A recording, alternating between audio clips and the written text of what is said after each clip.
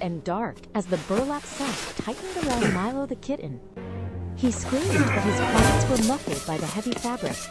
A stranger's boots pounded against the icy pavement, sprinting away into the winter gloom. Nearby, Max, a weary golden retriever, lifted his head from the porch. His old leg ached, but the sharp metallic scent of fear cut through the air. Snow crunched under heavy paws as Max chased the fading scent. The stranger vaulted over a broken fence with ease. But the old dog struggled, slipping on wet stones before recovering. They reached a skeletal, abandoned warehouse where the stranger vanished. Inside, bathed in a sickly yellow light, Milo shivered within a rusted cage. Max let out a thunderous bark, but the heavy steel door remained shut. That night, Max returned under the cover of a moonless sky. A steel trap snapped shut inches from his nose. He jumped back. The next day brought a relentless, freezing rain. Max dug at the iron lock until his claws bled.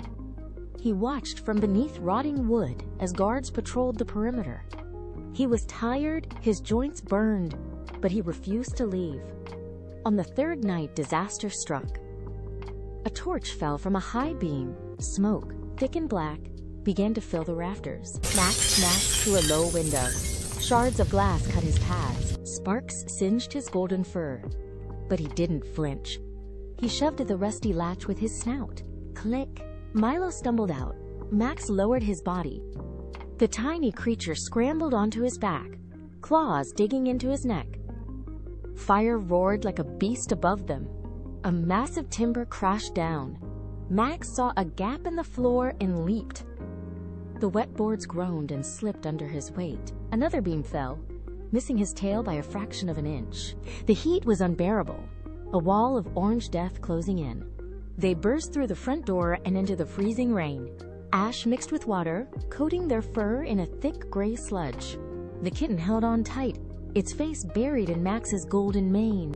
As the first light of dawn broke, painting the sky in soft purples, they reached a small, familiar porch. Max collapsed gently. Milo curled against his warm side, wrapping its tail around his leg. Under a dry roof, safe and alive, the two heroes finally slept.